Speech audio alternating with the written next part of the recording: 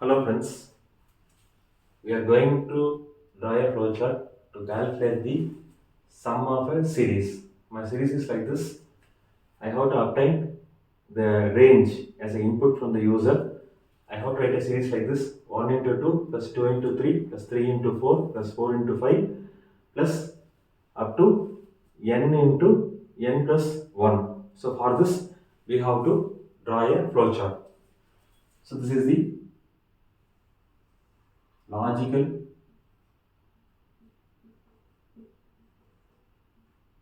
start of the flowchart. I am obtaining the input n from the user. N from the user. I am calculating the sum of the series is like this. Sum equal to n multiplied with n plus 1 multiplied with n plus 2 divided by 3. And next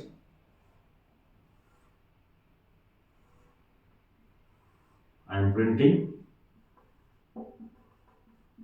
the value sum, and this is the logical end of the flowchart. So this is my flowchart. It's a start. I'm applying the input n from the user. Sum equal to n multiplied with n plus 1 multiplied with n plus 2 divided by 3. I'm printing sum, and this is the logical end of the flowchart. We will check how this flowchart works by giving a sample input. So my input n equal to 3. Okay. Start applying input n equal to, I'm giving n equal to 3. So here sum equal to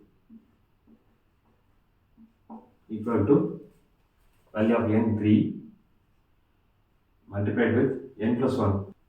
3 plus 1 is 4 multiplied with n plus 2. 3 plus 2 is 5 divided by 3, which is equal to 3 into 4 12, 12 into 5 60 divided by 3, which is equal to 20. Okay, print sum. 20 is my output and logical stop of the flowchart. So we will calculate manually whether the answer is correct. So my flowchart is producing 20. So n equal to 3, directly applying this formula, I am checking for verification. 1 into 2, n equal to 3, no? Plus 2 into 3 plus 3 into 4. 1 into 2 is 2 plus 2 into 3 is 6. 3 into 4 12.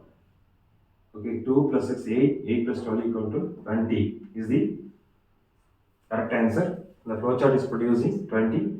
So the flowchart is working properly. You can give any n value and trace it.